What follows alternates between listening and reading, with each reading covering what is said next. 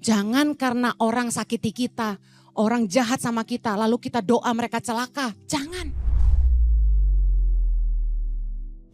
Untuk itulah Yesus berkata, kasihilah musuhmu, berbuatlah baik kepada orang yang membenci kamu. Mintalah berkat bagi orang yang mengutuk kamu. Berdoalah bagi orang yang mencaci kamu. Ayat 37, Yesus berkata dalam Lukas 6, janganlah kamu menghakimi, maka kamu pun tidak akan dihakimi.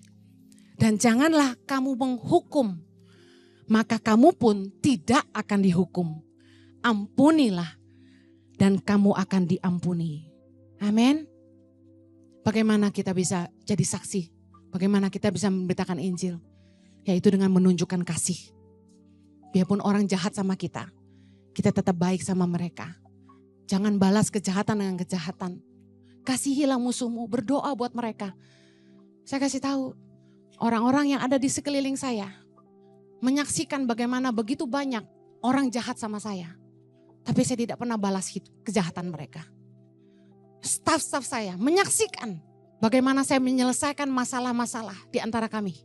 Ketika ketahuan ada staf yang jahatin saya, tapi saya tidak menghukum orang itu. Tapi saya memberi kesempatan buat dia.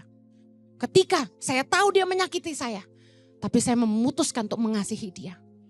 Staf, anak, semua bisa lihat. Suami saya bisa lihat.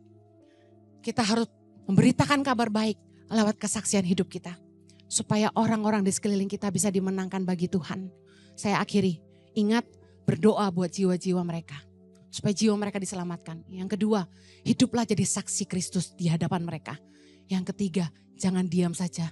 Nasihati mereka, tegur mereka, dan beritakan Injil tentang pengampunan dosa dan pertobatan. Supaya mereka dimenangkan bagi Tuhan kita. Saya tutup dengan Lukas 4 ayat 18. Saya mau Anda taruh tanganmu di atas kepalamu. Sama-sama baca. Roh Tuhan ada padaku. Oleh sebab ia telah mengurapi aku. Untuk menyampaikan kabar baik kepada orang-orang miskin.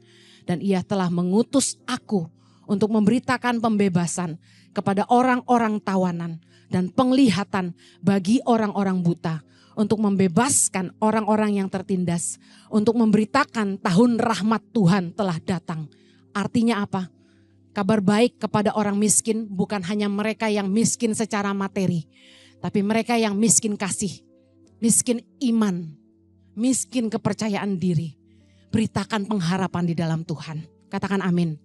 Membebaskan orang-orang yang terbelenggu oleh dosa. Yang tertawan dengan cara pikir yang salah. Orang-orang yang mata hatinya buta. Sehingga mereka tidak tahu bahwa mereka hidup sia-sia.